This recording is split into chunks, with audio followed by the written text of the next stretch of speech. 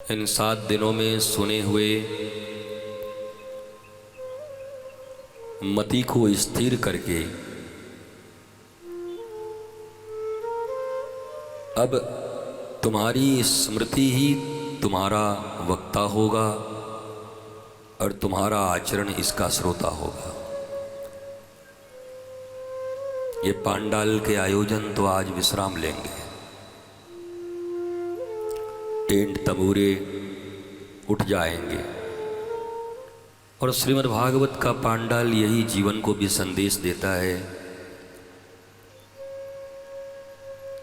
कि ये टेंट है, परंतु जिस सीमेंट और लोहे और न जाने किस किस का घर भी बना के रखे हो वो भी तंबूरा ही है।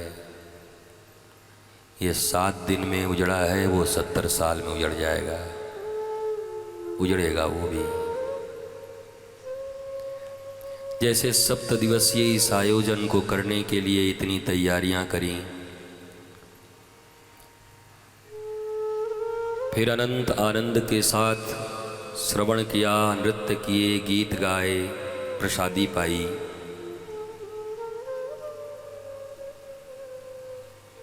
और अब जिसे तुम अपना घर कहते हो वहां लौट जाओगे और फिर 70 साल के बाद अपने ओरिजिनल घर में लौट जाओगे, क्योंकि ये भी धर्मशाला है और यहाँ से जहाँ तुम जाओगे वो भी धर्मशाला है। बस माने रखे हो कि तुम्हारा है। श्रीमद् भागवत की कथा गृहस्थ धर्म का प्रतिपादन करती है। घर द्वार छोड़ के जंगल भाग के साधु बनने का सिद्धांत भागवत प्रस्तुत नहीं करती। भगोड़ा बनना भागवत नहीं सिखाती है, पर यह भी पक्का है कि भागवत गृहांध कूप में डूबे हुए मेढक, फ्रॉग भी तुम्हें नहीं बनाना चाहती है। द मिड वे, बीच का रास्ता ढूंढो। तुम सदा एक्सट्रीम पे होते हो। घर में हुई खटपट तो चल बाबा के मठ, बाबा ने मारी एक लठ तो फिर याद आ गई अपने घर के चौखट। यह पेंडुलम की भांति तुम जीते हो, प्रज्ञा नहीं है तुम्हारे भीतर।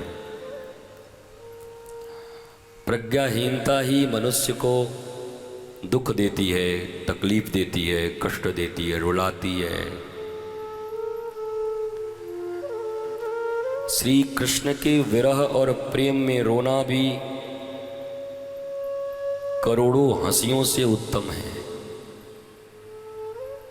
परंतु संसार के साधारण वस्तु, रिश्ते, किसी व्यक्ति, इसके लिए रोना, तड़फना, ये तुम्हारे इस मूल्यवान जीवन का ठीक ठीक कहो तो wastage of your life, wastage of your great moments. So be aware. सावधानी बड़ी जरूरी है। भागवत व्यर्थ के चिंतनों से मुक्त करके, या कहो चिंताओं से मुक्त करके, जीवन में अनंत आनंद, प्रेम और शांति देने वाली मुक्ताओं का हार पहना देता है। चिंता मुक्त हो जाओगे और मुक्ताओं के हार जो तुम्हें सदा आनंद, प्रेम और शांति देते रहेंगे, उसके मालिक बन जाओगे। लेकिन बनना चाहो तब। नहीं, हमने एक कथा सुनी थी। राजा के बेटे बड़े उदंड थे, पढ़ते ही नहीं थे। बड़े बड़े ट्यूशन टीचर आए, मास्टर आए, किसी की धोती खोल देते, किसी के चेयर के टांग तोड़ देते, पानी मांगता तो मिर्ची डाल के दे देते, बेचारा भाग जाता, टिकता ही नहीं। खानदानी लड़के थे सब।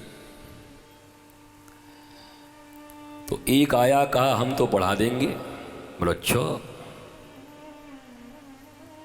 तो आते के साथ कहा बच्चों, तुम्हारे बाप से मैंने पैसा ले लिया है, मुझे सिर्फ पैसा कमाना है, पढ़ाना नहीं है, चलो खेलते हैं। बच्चे बड़े खुश हो गए। बोला वाह, हमारे मन के लायक टीचर मिल गया ये तो, हम भी तो यही चाहते हैं। महाराज वो टीचर लेके चला गया आम के बागीचे में, खेलता आनंद करता। अंत में टीचर ने कहा बच्चों ऐसा करो, कितनी प्यारी आम लगी है, गिराओ इसको। डंडे चलाते, पत्थर चलाते, आम गिरता।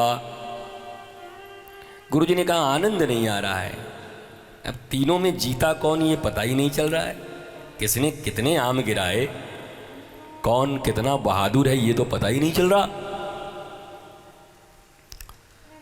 तो कैसे होगा? बोला एक डंडा मारो, गिराओ, दूसरा उठाओ और तीसरा गिन के रखते जाओ किसके नाम से कितना हुआ। फिर तुम डंडा चलाओ, वो उठाए, वो गिने। 10-5 मिनट तो किए। 5-10 मिनट के बाद जो सबसे छोटा वाला था उसने कहा अरे भैया भैया, ये तो ऐसे ही कल के हमें गिनती सिखा देगा, पढ़ा रहा है ये।